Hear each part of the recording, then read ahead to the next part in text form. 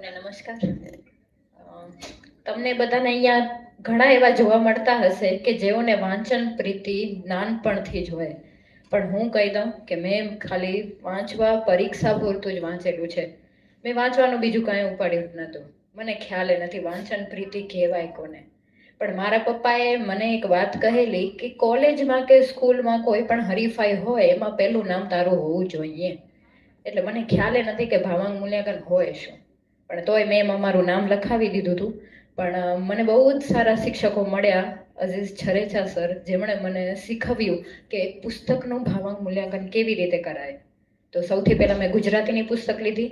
ત્યારબાદ આ હરેશ સર કહેતા હોય છે ને કે હિન્દી અને અંગ્રેજીમાં ગયા છે વિદ્યાર્થીઓ, તો આવી રહી હું કે મેં મારા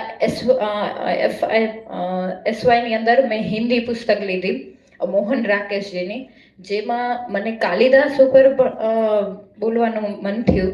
તો એમને મેં ખૂબ ઊંડી રીતે સમજ્યા. જે પ્રેરણા મને અહીં આવી અને દર્શના મેમ પાસેથી મળેલી કે કાલિદાસ વિશે જાણવું જ છે હવે, અને એમની પુસ્તક મને હાથમાં મળી એ જાણી. પછી મેં કીધું હાલો ને હજી જરાક આપણે વિષયનો વિસ્તાર કરીએ. અંગ્રેજીમાં ગઈ.